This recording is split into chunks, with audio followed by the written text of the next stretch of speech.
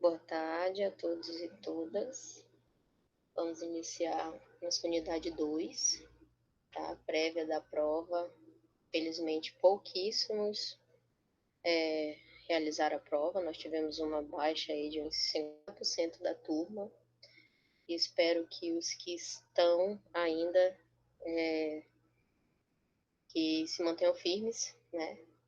E consigam acompanhar a disciplina até o final, tá bom? As notas, elas foram de moderadas para boas, e algumas muito boas. Então, parece que os que estão ficando, estão se empenhando, estão conseguindo dar conta da disciplina. Tá bom? Me procurem se tiverem com alguma dificuldade. Pode procurar no privado, tá bom? Fiquem à vontade. Só não desistam, por favor. E não sumam sem falar nada.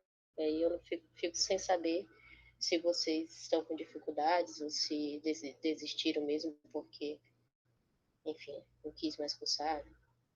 Só uma devolutiva para a gente saber o que está rolando, tá bom? Então, nós vamos começar hoje a nossa segunda unidade, mais uma experiência de aula gravada, aula assíncrona. Nessa aula 7, só para vocês terem uma noção, é aula 7 dadas, tá? Nós temos pelo menos umas 2 aulas assíncronas já que contabilizamos horas, com a produção do podcast, com a elaboração do fichamento, enfim, de algumas atividades que foram solicitadas, que elas também contam como aula, tá? A 7ª aula, contando dadas, assim, sem ser só atividades. Então, vamos lá. Nessa aula, nós vamos conhecer um pouco sobre a educação infantil, como ela está organizada na BNCC, certo? Então, vamos lá.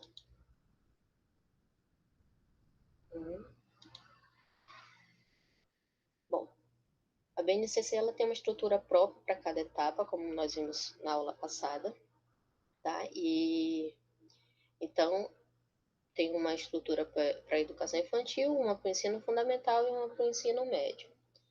E essas estruturas elas estão em conformidade, estão de acordo com os fundamentos pedagógicos e com os direcionamentos legais que são sugeridos para essas etapas, tá?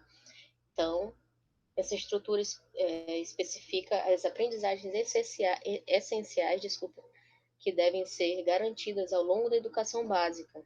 Então, começa lá na educação infantil, tem a progressão para o ensino fundamental e para o ensino médio. Então, a ideia é que não seja um ensino quebrado, né? Da educação infantil, quebra tudo ali e reinicia para o ensino fundamental. Do ensino fundamental, quebra e começa o ensino médio, não. A ideia é ter um fluxo na aprendizagem que não tem essa quebra, mas que tem uma transição lógica, né? Uma progressão no aprendizado, no conhecimento esperado para cada etapa. E a Mel está latindo. Então, essa estrutura ela, especifica as aprendizagens essenciais que devem ser garantidas ao longo da educação básica, colocando o aluno como sujeito da aprendizagem, né, centrado no interesse, né, nas possibilidades do aluno, e considerando o seu desenvolvimento em todas as áreas da vida, né, social, cultural, emocional, intelectual, física, psicossocial, enfim.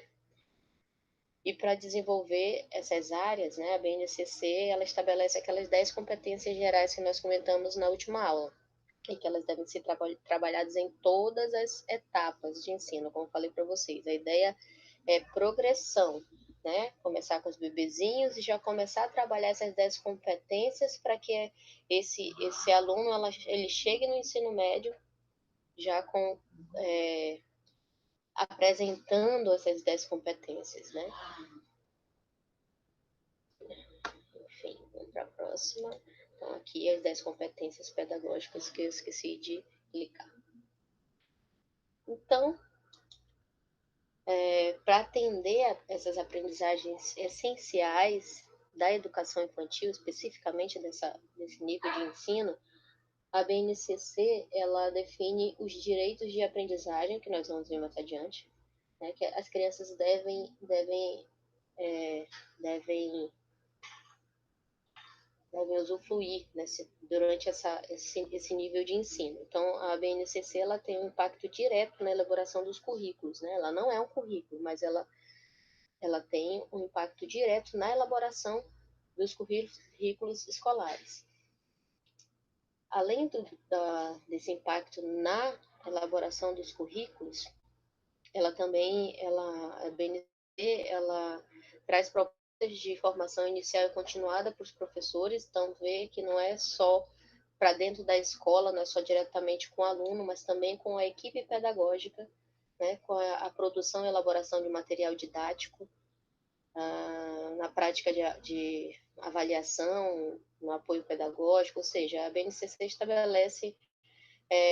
o conhecimento, estabelece conhecimentos, competências e habilidades que se espera que a criança desenvolva durante o tempo que ela vai permanecer dentro de ensino, né, da educação infantil, né, contemplando desde a etapa da creche até a pré-escola.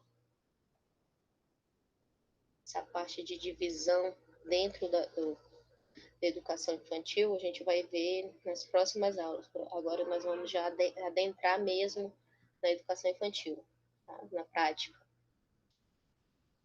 Bom, na base também estão presentes 4 fundamentos pedagógicos da educação infantil, que são essenciais para a funcionalidade da educação infantil segundo a base. Então, o primeiro fundamento pedagógico é a relação intrínseca entre o educar e o cuidar. Na educação infantil, o cuidar constitui-se como um dos critérios principais, né, centrais do desenvolvimento saudável da criança, principalmente dos bebês, dos pequenos, né, que são dependentes, eles precisam do cuidado. E na BNCC não existe uma definição de conteúdos ligados ao cuidado. A base, ela não... meu latino. A base, ela não estabelece conteúdos do cuidar e o educar. E eles não estão separados, eles estão juntos na base. Então, não tem como pensar no cuidar e no educar como ações separadas, elas são ações conjuntas. Para a base não se pode pensar em ações pedagógicas que envolvam o cuidado sem envolver o cuidar, ou sem envolver o educar, e vice-versa, né? Portanto, não deve haver separação ou discriminação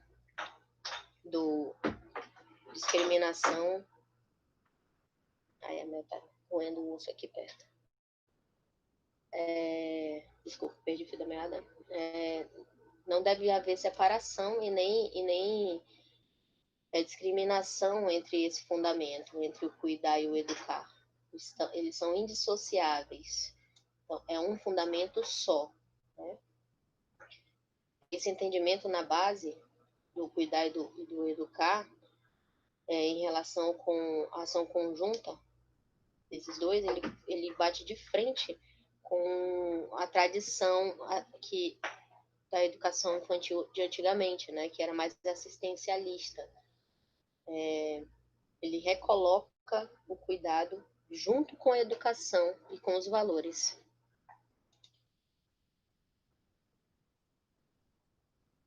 Então, o segundo fundamento pedagógico, são 4, né? Esse é o primeiro. O segundo fundamento pedagógico, a crença no papel das interações da brincadeira. Então, acredita-se que a criança ela aprende, ela se desenvolve sozinha, interagindo e brincando, mas, no entanto, existem aí um acervo de pesquisas que coloca o papel da interação nas aprendizagens da criança, que traz a interação como de suma importância, pois as crianças, desculpa, elas aprendem na observação, mas elas também aprendem na experiência e no contato com o mundo, na ação junto com seus pares, né, com outras crianças da mesma idade, e não somente com o adulto, não somente com o professor. E já a brincadeira, semelhante à interação, mas talvez mais frequente nessa fase da vida, né? Ela caracteriza-se como a principal atividade da criança.